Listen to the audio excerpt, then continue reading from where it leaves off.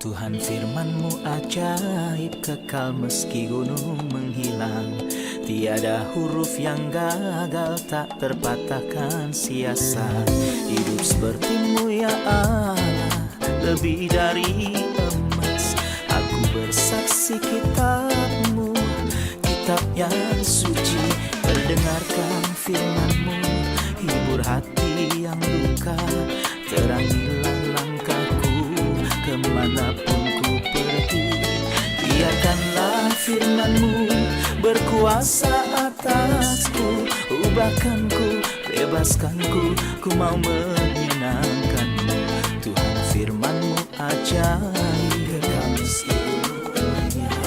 Ubah dan bebaskan aku, mau menyenangkan-Mu. Salam jumpa pemirsa terkasih, saya menyambut Anda sekalian dimanapun Anda berada dalam episode terbaru program studi harian kita, Semua Kitab Suci. Dalam pelajaran ini, kita telah mencapai kitab Kisah Para Rasul pasal ke-27 yang telah kami mulai di episode sebelumnya. Dan hari ini seperti yang dijanjikan di episode sebelumnya, kita akan mempelajari aplikasi dari kemiripan antara perjalanan Paulus ke Roma untuk persidangannya dan perjalanan gereja di bumi dalam berbagai tahapannya hingga mencapai surga. Untuk memulai, izinkan saya untuk menyambut tamu kehormatan yang telah hadir di studio, hamba Tuhan Yosef Riyad. Selamat datang, Saudara Yosef. Terima kasih, Saudara Riyad. Sebuah kehormatan. Tuhan berkati Anda. Juga para hadirin di studio, selamat datang. Saudara Yosef, di episode sebelumnya kami memberitahu pemirsa bahwa ada kemiripan antara perjalanan Paulus dan juga gereja. Mohon beri kami gambaran umum dari pasal ini tentang gagasan utama perjalanan dari gereja. Kita bersyukur kepada Tuhan untuk ahli tafsir bijak sebagai penyelam yang menyelami firman dan meraih permata bukan di permukaan, tetapi jauh lebih dalam. Mereka merasa tidak mungkin hal detail seperti yang ada dalam perjalanan Paulus hanya akan bernilai historis saja, tetapi faktanya informasi sejarah ini luar biasa hingga Sir William Ramsay dari Skotlandia yang tidak percaya pada keakuratan tulisan Paulus setelah melakukan perjalanan yang sama di Mediterania menulis sebuah buku yang membela tulisan-tulisan Paulus. Ramsay adalah seorang profesor sejarah dan geografi di Universitas Oxford dan dia menulis bahwa abad Kristen pertama tidak dapat dipahami tanpa tulisan Lukas di dalam Injil dan kitab Kisah Para Rasul. Para ahli tafsir mengatakan bahwa fakta sejarah dan geografis tidak bisa menjadi satu-satunya hal yang ingin Tuhan sampaikan dengan firman-Nya yang menakjubkan dalam kitab ini yang menceritakan perjalanan gereja. Jadi mereka berkata, mengapa kitab Kisah Para Rasul pasal 27 ini tidak dapat mewakili dengan deskripsi rinci tentang sebuah perjalanan, gambaran perjalanan gereja? Apakah benar? Bahkan mereka berusaha dan muncul dengan pemikiran yang luar biasa. Durasi singkat ini memungkinkan kita hanya memeriksa garis besar. Pertama, perjalanan Paulus dari Kaisarea ke Roma melalui 3 kapal, dan kapal pertama yaitu kapal kecil, seperti yang disebutkan dalam ayat 2, naik ke sebuah kapal. Kata Yunaninya berarti kapal kecil. Sedikit lebih jauh kita membaca di ayat 6 tentang kapal Alexandria, mewakili fase kedua, jadi mereka meninggalkan kapal kecil setelah tiba di pelabuhan tertentu, dan menggunakan kapal besar Alexandria untuk menyeberangi lautan. Orang Mesir, Alexandria. Alexandria, kota Alexandria di Mesir. Kita akan membaca tentang kapal ketiga di pasal 28, di mana kita diberitahu hal yang sangat aneh. Kapal itu memiliki patung dewa kembar yang merupakan tanda berhala. Jadi Anda membagi perjalanan menjadi 3 fase. 3 fase. Pada 3 kapal. Pada 3 kapal. Baik. Bukan saya yang membaginya, namun semua karena inspirasi. Apa artinya semua ini? Mereka mengatakan bahwa kekristenan dimulai bagai sebuah kapal kecil. Wadah kesaksian sederhana ketika orang-orang percaya pada awalnya. Hanya beberapa dimulai dengan 120, lalu 500, lalu 3.000, dan mencapai 5.000. Lalu apa? Apa artinya dibandingkan dengan seluruh dunia yang luas? Awalnya kecil seperti biji sawi yang Kristus bicarakan. Tentang di Matius 13, ini yang terkecil dari semua benih. Tetapi ketika ditanam itu menjadi pohon besar dan burung-burung di udara membuat sarang di cabang-cabangnya. Ini adalah bagian pertama dari perjalanan tetapi pindah ke sebuah kapal besar. Apakah perjalanan kekristenan beralih dari kesaksian kecil ke kesaksian yang lebih besar? Kapan itu terjadi? Saat itulah Konstantinus Agung masuk ke agama Kristen. Jadi saat itulah gereja muncul dari celah Tepat. gua dan rumah ke permukaan. Ke permukaan, dan itu menjadi gereja di seluruh dunia bagi Alexandria di Mesir yang dalam Alkitab adalah simbol dunia. Dunia terlihat seperti menjadi Kristen, tetapi kekristenan menjadi duniawi yang tidak terukur dalam arti positif dan juga negatif. Sejarah menunjukkan bahwa Konstantinuslah yang menjadikan agama Kristen sebagai agama resmi dari Tepat. kekaisaran. Jadi, dengan demikian, sejak Roma memerintah atas seluruh dunia, kemudian kekristenan pun menjadi agama dunia. Tepat. Tetapi setelah menjadi agama dunia, apakah hal itu adalah kemajuan rohani? Kita akan baca detail perjalanannya bahwa hal itu melewati banyak masalah sulit dan masa suram. Apakah gereja melewati zaman kegelapan? Setelah menjadi mendunia, tidak ada keraguan tentang itu. Kita semua belajar sejarah dan belajar tentang masa-masa yang menyedihkan pada masa Perang Salib dan juga indulgensi. Ada banyak hal yang memalukan begitu jauh dari kekristenan. Tapi pasal ini berakhir dengan kapal karam untuk mewakili gereja sebagai wadah kesaksian yang akan menabrak dan menjadi papan dan potongan. Belum lagi semua musafir bersama dengan Paulus melarikan diri ke darat.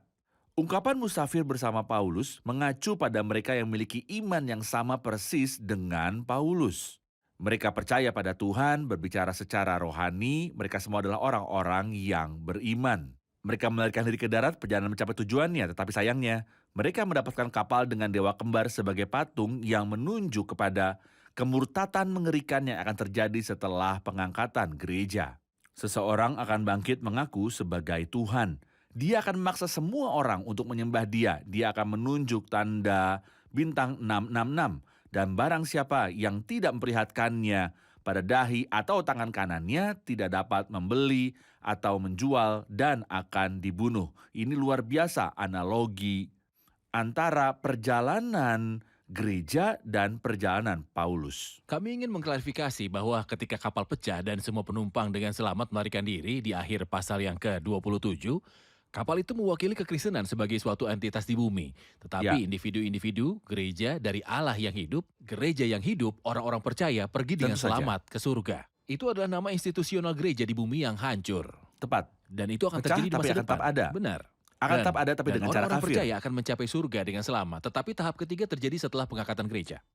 Yaitu ketika kekristenan memeluk paganisme dan juga agamanya. Tepat. Dan itu jelas dalam Tesalonika 2 ketika dikatakan, karena mereka tidak menerima dan mengasihi kebenaran yang dapat menyelamatkan mereka. Kebenaran disajikan kepada mereka di mana? Kita menyajikannya sekarang melalui saluran satelit. Tetapi untuk orang-orang Kristen khususnya, kebenaran disajikan kepada mereka dan mereka menolaknya. Maka Tuhan akan mengirim mereka delusi, supaya dihukum semua orang yang tidak percaya akan kebenaran dan yang suka kejahatan. Baik, kita rehat sejenak dan kembali untuk menjawab pertanyaan hadirin. Pemirsa terkasih, kita akan berjumpa kembali setelah rehat. Tetap bersama kami.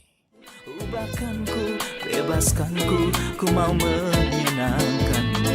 Tuhan firman-Mu ajaib, kekal meski dunia. Ubah dan bebaskan aku, mau menyenangkanmu.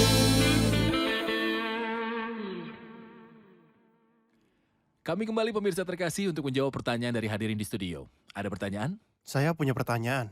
Kami mengatakan bahwa perjalanan Paulus dari Kaisarea ke Roma melambangkan perjalanan gereja dari bumi menuju surga. Apakah gereja dilambangkan dengan kapal atau individu? Maksud saya, apakah gereja sebuah tempat atau orang-orang yang ada di dalamnya? Organisasi atau tubuh yang hidup? Apakah gereja dipersonifikasikan oleh individu atau oleh kapal? Kapal itu adalah wadah kesaksian kekristenan, jika boleh saya katakan.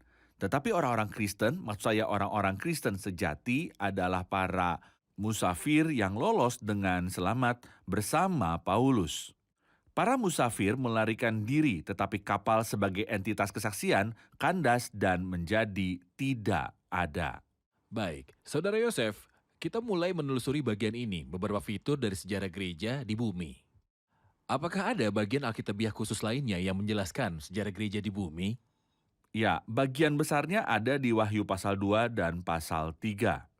Untuk berjaga-jaga jika pemirsa tertarik untuk mempelajari Wahyu sendiri, kitab ini dibagi menurut Wahyu 1 ayat 19 menjadi 3 bagian. Tuliskan hal-hal yang telah kamu lihat, itulah adegan pengadilan Tuhan dalam Wahyu 1.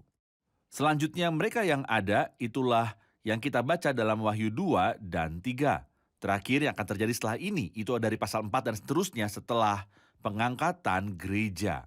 Mereka yang ada mengacu pada Wahyu 2 dan 3 yang terbagi menjadi 7 surat untuk 7 gereja. Berkat penafsir teks, mereka menemukan analogi kuat yang indah antara 7 surat ke Asia dan perjalanan gereja. Kitab Wahyu bukan hanya sekumpulan surat, tetapi ini adalah kitab nubuatan. Dan 7 surat yang ditulis untuk gereja-gereja di Asia adalah gambaran perjalanan masa kini dari awal hingga akhir mereka yang ada.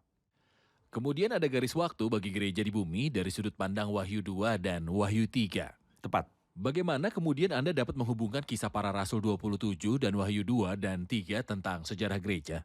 Pertimbangkan misalnya awal perjalanan di ayat 2 dan ayat 3 bahwa sebuah kapal dari Adramitium itu berbicara tentang periode Efesus yang merupakan periode zaman kerasulan dan apa yang mengikutinya. Apakah yang Anda maksud gereja Efesus? Gereja Efesus. Yang ada di Wahyu 2? Tepat yang ada di Wahyu 2. Kemudian ayat 4 dan 5 berbicara mengenai zaman kemartiran yang sesuai dengan apa yang ditulis Roh Kudus kepada malaikat gereja di Smyrna.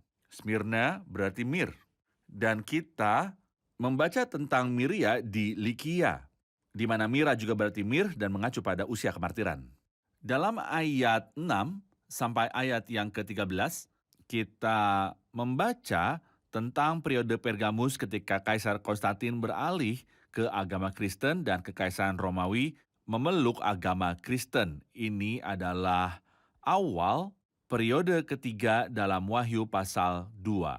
Dan sesuai dengan bagian ketiga dari perjalanan. Yang merupakan kapal kedua. Ayat 14 sampai ayat yang ke-20 berbicara mengenai hari-hari yang keras di mana tidak ada matahari atau bulan ataupun bintang. Mereka sangat cocok dengan gereja Tiatira. Istilah Tiatira berarti teater. Seolah-olah kekristenan menjadi panggung sandiwara. Kita melihat abad kegelapan dalam periode yang menyedihkan ini. Yang secara historis terkenal. Secara historis sudah terkenal. Kita membaca sesuatu yang luar biasa dalam ayat 21 sampai ayat 26. Di sana kita mendengar kembali suara Paulus, rasul gambaran reformasi ketika Luther dan rekan-rekannya mendesak untuk kembali kepada firman Allah dan menekan orang benar akan hidup oleh iman. Maka kita melihat cahaya dan harapan di bagian ini. Dalam ayat 27 sampai ayat yang ke-37, kita membaca tentang fitur-fitur luar biasa gereja Philadelphia, kebangkitan terakhir ketika kebenaran ilahi yang lengkap ditemukan dan kesederhanaan gereja pertama dipulihkan. Konteksnya sepenuhnya berlaku untuk pesan roh kepada gereja Philadelphia, kebangkitan terakhir pada abad ke-18 dan ke-19. Inilah puncak kebangkitan pada masa reformasi ketika kebenaran gereja, pengungkapan Semua nubuat, dispensasi, dan kebenaran memecahkan roti semuanya ada di sana. Ya, bagaimana setelah Philadelphia? Laodikia. Laodikia melambangkan kepura-puraan dan kesombongan. Hal itu ada di Wahyu 3. Ya, Wahyu 3.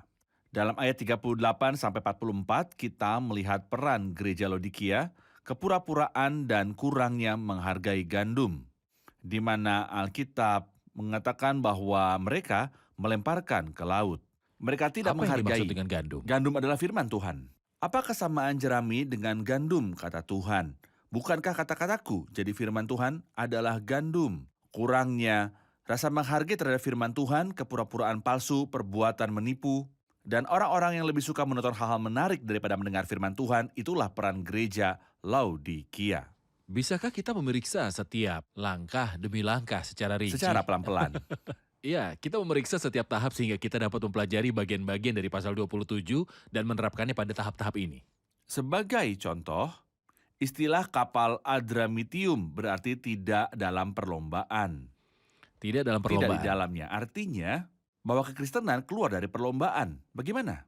Dalam Filipi 3, Paulus berkata, saya terus maju menuju tujuan. Tetapi di pasal 2 dia mengatakan sesuatu yang menyedihkan. Sebab semuanya mencari kepentingannya sendiri, bukan kepentingan Kristus Yesus, artinya di luar perlombaan. Ini adalah awal dari penyimpangan kekristenan dan kebenarannya dan esensinya. Sejak zaman dulu, Sejak surat kepada jemaat Filipi, bukankah Paulus berkata semuanya mencari kepentingannya sendiri, bukan kepentingan Kristus Yesus.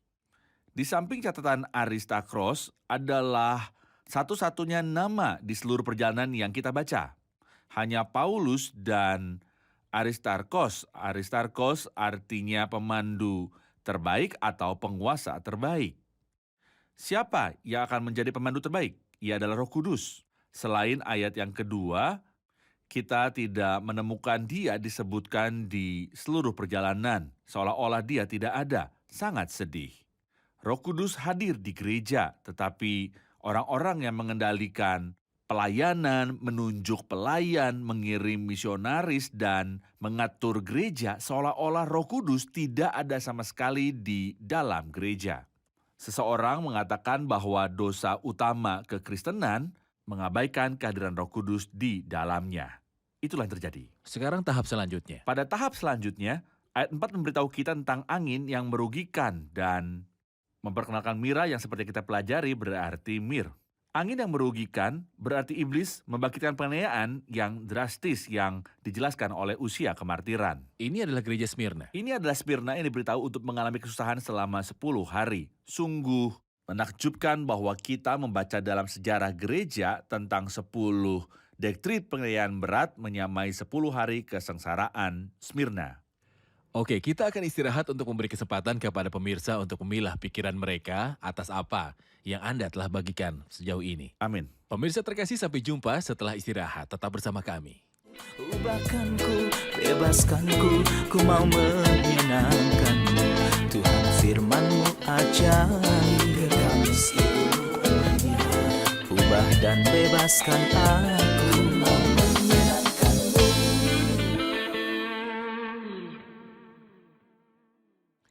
Kami kembali pemirsa terkasih untuk menindaklanjuti detail perjalanan gereja yang dilambangkan oleh perjalanan Paulus dalam pasal yang ke-27.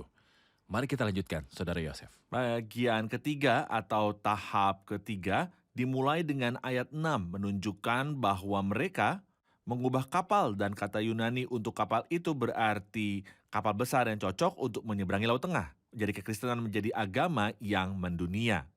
Kita membaca bahwa mereka berlayar di bawah kereta dan istilah kereta berarti duniawi. Menyiratkan bahwa orang-orang duniawi masuk ke dalam kekristenan. Apa maksudnya dunia? Duniawi berarti orang-orang yang tidak memiliki iman yang benar di dalam Kristus.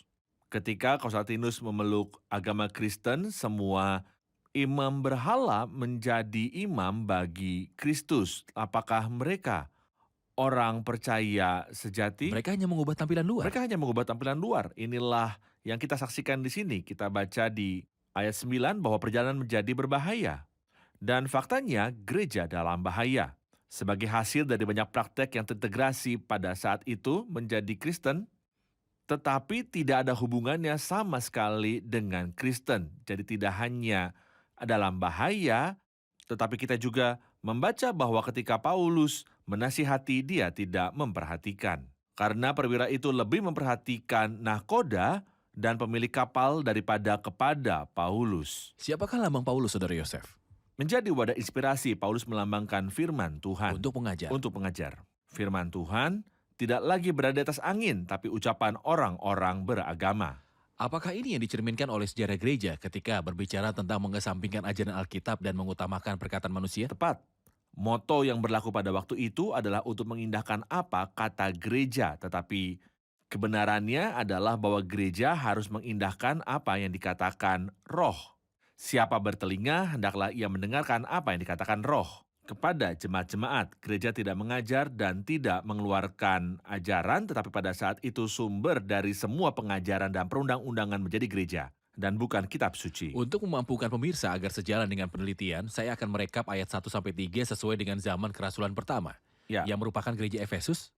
Ayat 4 dan 5 adalah tahap kedua dari kemartiran yang merupakan gereja Smyrna, tepat. melambangkan mur penganiayaan. Ayat 6-13 adalah gereja dalam tahap mendunia. Itu adalah gereja Pergamus ketika Konstantinus memeluk agama Kristen yang menjadi agama kekaisaran dari Romawi. Benar. Terbebas dari kesusahan, gereja keluar dari gua dan kekristenan menjadi agama dunia. Benar. Jadi kita berada di jalur Tetapi sejauh banyak ini. praktek asing masuk ke Kristen. Kitab suci tidak lagi menjadi sumber pengajaran. Sebaliknya apa yang dikatakan oleh para pemimpin agama saat itu mengintegrasikan banyak hal yang membuat orang bertanya-tanya dari mana mereka berasal. Benar. Apa selanjutnya? Selanjutnya ada tragedi besar ketika muncul angin kencang yang disebut Eurocledon.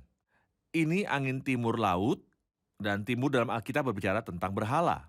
Dan utara berbicara tentang angin peradilan. Sungguh disesalkan bahwa kekristenan membuka diri lebar bagi penyembahan berhala. Maksud Anda penyembahan berhala masuk ke dalam Kristen? Beberapa akan tersandung pada pembicaraan ini, bukan? Bisakah Anda mengklarifikasikannya? Ketika kita sampai pada gereja keempat dalam Wahyu 2, kita sudah mengatakan bahwa kapal ini menceritakan tentang perjalanan gereja.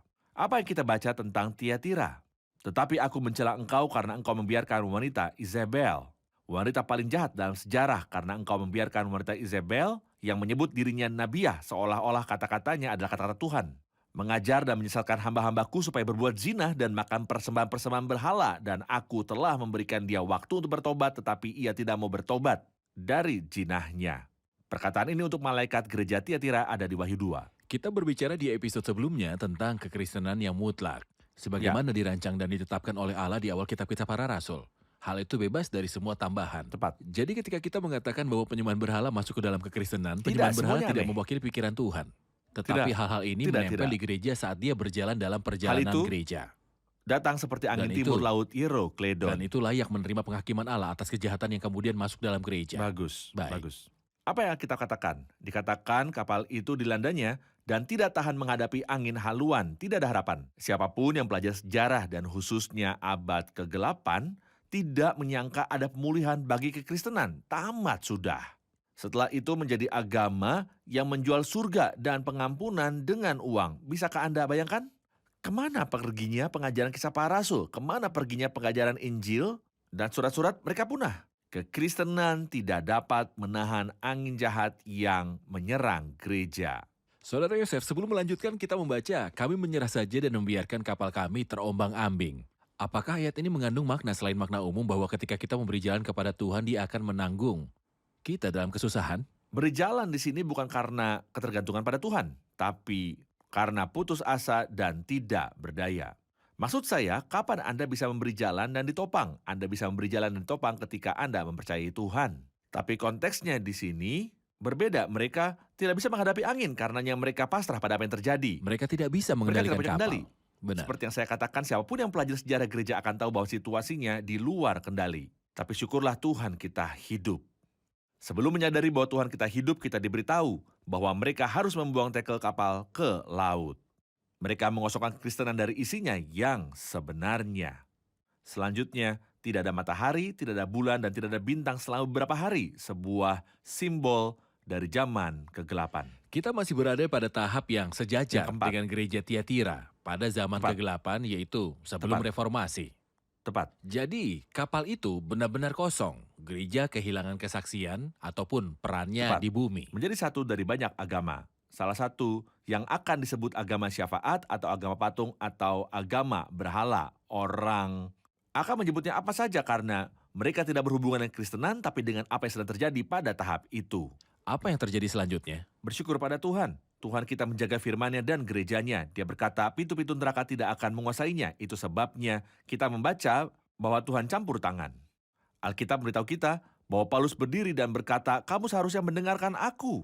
Anda seharusnya mendengarkan firman dari kitab suci, firman yang diberikan oleh ilham. Sekarang, saya mendorong Anda untuk mengambil hati karena tidak akan ada kehilangan nyawa. Mengapa? Karena tadi malam seorang malaikat dari Allah, yaitu dari Allah yang aku sembah sebagai miliknya, berdiri sisiku sambil berkata, jangan takut Paulus. Ini adalah jaminan untuk kedatangan yang aman. Dan saya pikir ini mengingatkan kita pada Luther, orang besar itu yang menyatakan pada saat itu kembali ke kitab suci dan orang benar akan hidup oleh iman. Ini menandai dimulainya era reformasi. Ini adalah awal dari era reformasi yang sejajar dengan gereja Sardis dalam Wahyu pasal 3. Philadelphia mengikuti Sardis dalam kitab Wahyu. Di mana kita menemukannya di sini? Dalam ayat 27, kita membaca hal yang luar biasa. Sekitar tengah malam mereka mengira mendekati daratan, jadi mereka mengukur dan mengukur lagi.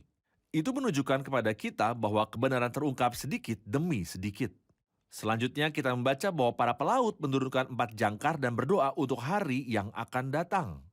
Ini berbicara tentang kabar gembira bahwa Tuhan diwahyukan kepada orang-orang saleh tentang kedatangan Tuhan. Ketika mereka mempelajari kebenaran, mereka berdoa untuk hari yang akan datang. Kemudian kita membaca bahwa mereka makan. Kita membaca bahwa mereka memecahkan roti, dan kita membaca bahwa semua menjadi ceria. Kebangkitan Philadelphia secara radikal mengubah kondisi perjalanan gereja. Kita membaca untuk pertama kalinya bahwa jiwa-jiwa di gereja ini berjumlah 276, yang secara halus bisa menunjukkan realisasi tentang kebenaran pemulihan. Setiap orang percaya dikenal Tuhan bukan dengan jumlah tetapi dengan namanya dan akan mendarat dengan selamat. Adakah signifikansi untuk keempat jangkar yang dilemparkan? Saya pikir keempat jangkar itu menyiratkan apa yang Yudas katakan dalam suratnya, bangunlah dirimu sendiri di atas dasar imanmu yang paling suci dan berdoalah dalam Roh Kudus. Peliharalah dirimu demikian dalam kasih Allah sambil menantikan rahmat Tuhan kita Yesus Kristus untuk hidup yang kekal. Jadi setelah membuang jangkar keempat, mereka berharap untuk hari itu. Apakah ada kemiripan antara 4 jangkar dan 4 hal baik yang dikhususkan untuk gereja pertama? Kita juga dapat menghubungkan keempat jangkar dengan keempat praktek yang disebutkan dalam kitab Kisah Para Rasul pasal yang kedua. Namun pada akhirnya kita menyaksikan kapal itu hancur. Ya. Kapankah dalam sejarah gereja itu runtuh? Belum hancur, tapi Kapal. akan hancur pada saat pengangkatan. Saat pengangkatan, kita semua akan masuk surga. Tetapi kekristenan sebagai wadah kesaksian di bumi akan berakhir. Dengan kata lain, pada saat itu hanya akan ada pemberontakan seperti yang Paulus sang rasul ungkapkan dalam 2 Tesalonika 2. Istilah pemberontakan berarti menggulingkan, revolusi terbalik. Tidak ada yang akan berbicara tentang Tuhan ataupun Kristus. Tetapi jiwa-jiwa akan mendarat dengan selamat. Maksud Tetapi saya jiwa-jiwa. orang-orang percaya sejati, gereja sejati akan masuk surga. Benar. Luar biasa. Terima kasih Saudara Tuhan Yosef. berkati Anda. Tuhan berkati Anda. Episode berikutnya adalah yang terakhir dalam kitab Kisah Para Rasul. Kami sangat menantikannya untuk menyelesaikan kitab yang luar biasa Amin. ini. Untuk mendengar dari Anda beberapa Amin. nasihat praktis. Sampai jumpa di episode berikutnya dan terakhir dari kitab Kisah Para Rasul. Tuhan menyertai Anda.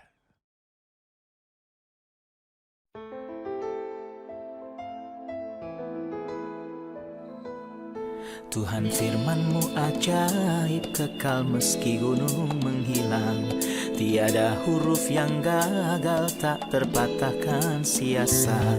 Hidup seperti-Mu ya Allah, lebih dari emas. Aku bersaksi kitab-Mu, kitab yang suci. Mendengarkan firman-Mu, hibur hati yang duka. Terangilah langkahku kemanapun ku pergi. Biarkanlah firman-Mu berkuasa atasku. Ubahkanku, bebaskanku, ku mau menyenangkan-Mu. Tuhan firman-Mu ajaib, ubah dan bebaskan aku.